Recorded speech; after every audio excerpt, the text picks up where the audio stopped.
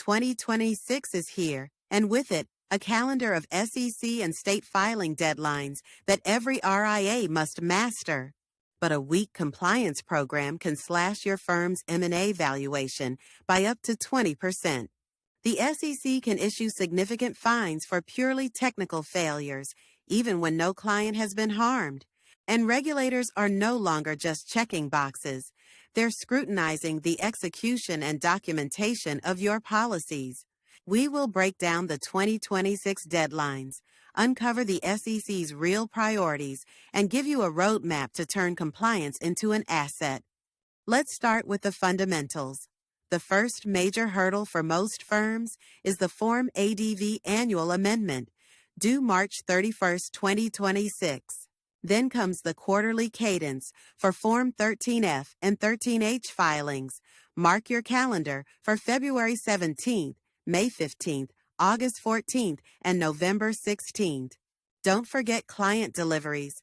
Your Form ADV Part 2A and the summary of material changes must be delivered by April 30th, 2026.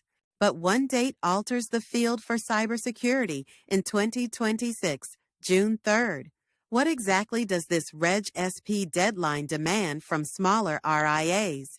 This isn't just an IT issue, it's a firm-wide procedural overhaul. The SEC has identified cybersecurity as a top examination priority. That June 3rd deadline applies to firms under $1.5 billion in assets under management. It mandates a formal written incident response program. It is no longer optional. What must this program include? First, written policies to assess the nature and scope of any incident. You need a clear procedure to determine what happened. Second, a strict notification protocol.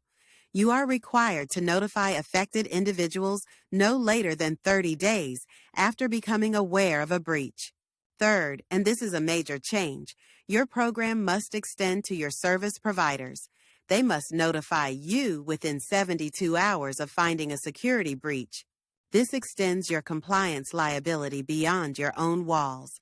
You are now explicitly responsible for your vendor's security protocols and response times. You have the rules, but what happens if you get them wrong? The consequences go far beyond a simple fine. Let's go back to that 20% M&A valuation hit. That's a direct result of having weak processes in cybersecurity oversight and documentation. Beyond money, compliance failures lead to lasting reputational damage. This erodes the client trust you've spent years building. Fixing a compliance failure isn't a quick patch. It means major internal overhauls that drain resources, all under increased regulatory scrutiny. What are the tripwires? A surprisingly common one is simply failing to keep Form ADV current.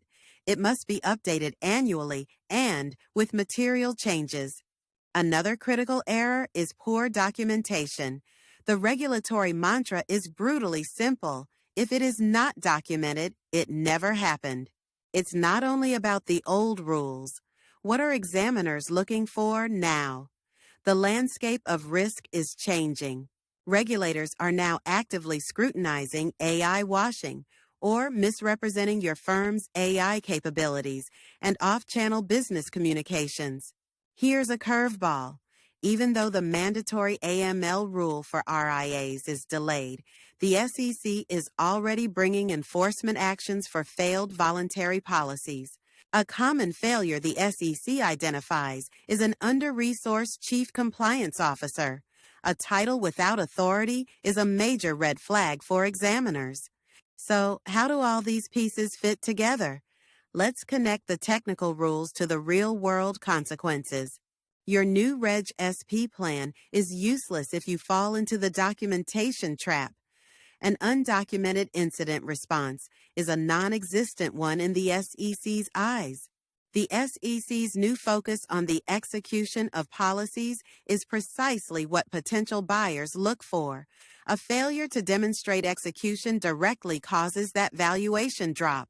The only way to manage these interconnected risks is to shift from reactive box checking to building a defensible audit trail before an exam.